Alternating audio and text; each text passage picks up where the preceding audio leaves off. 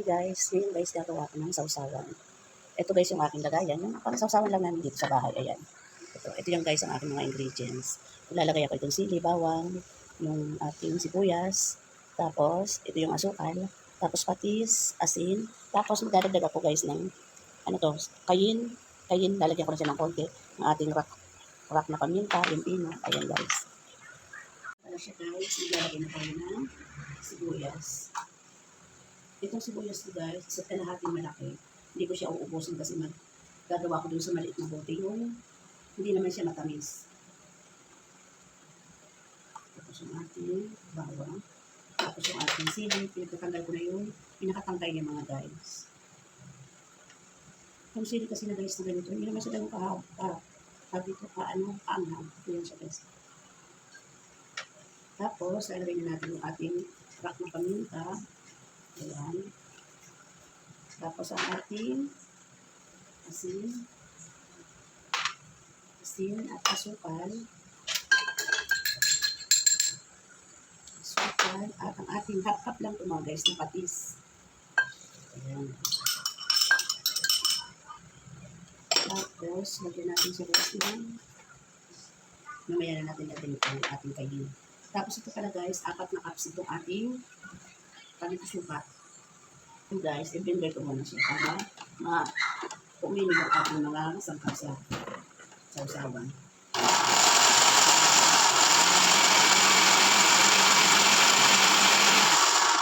Tapos, maglalagay na tayo ng ating suka.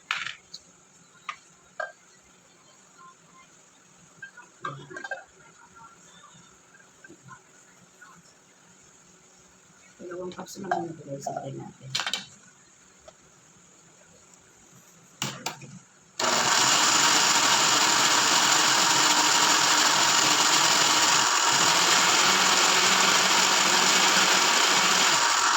Ngayon, tikman natin guys, okay yung lasa.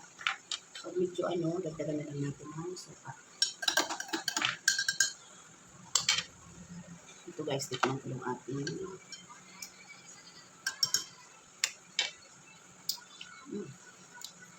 sarap ang asin. Masarap guys. Naghalo yung tamis, anghang, asin. Masarap. Ngayon guys, mag-aalo naman tayo yung hindi matamis. Ito guys, isalin na natin ito.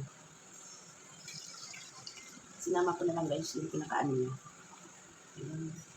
Sakto lang pala dito pero may space pa siya. Yung dalawang tawag dito.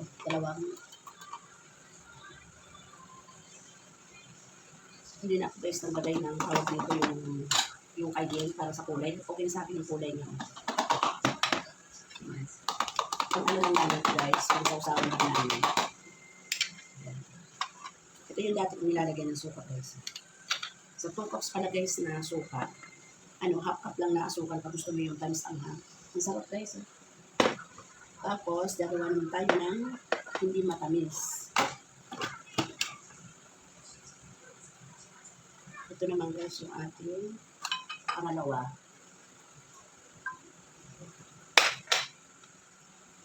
One, 2, 3, 4, 5, 6, 7, 8. 10 piraso lang ito guys na sili. Tapos, ating paminta.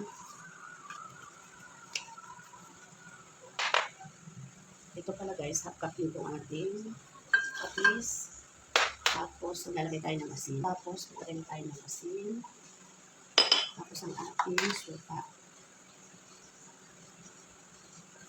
Isang muna guys, nagay natin. Isang cup bago natin siya i-blender.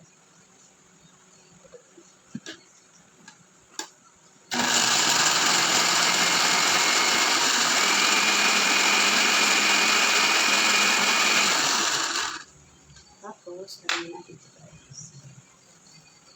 Para gusto ko pa guys, nagdagan ulit ng suka.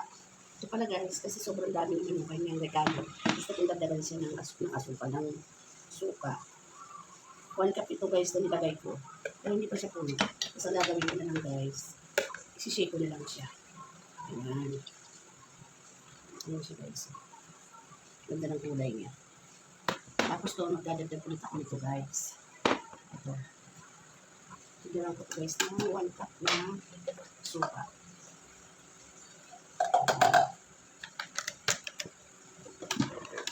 Hindi natin siya dito.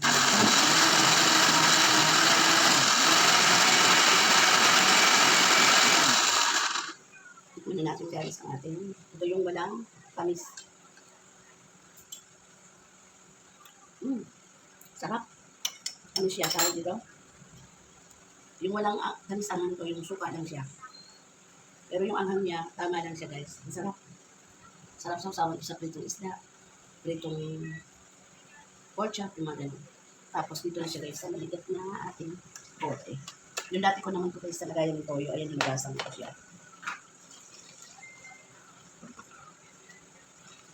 Ayan. Ganda ng kulay yun. Tapos guys, ito, bigay ko sa anak ko. Sa usawan niya rin yun.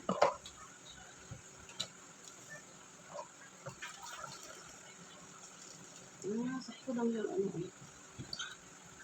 Ay, 3, ano pala, 3 cups lang kasi yung ano. Pang-apat hindi ko na umubos.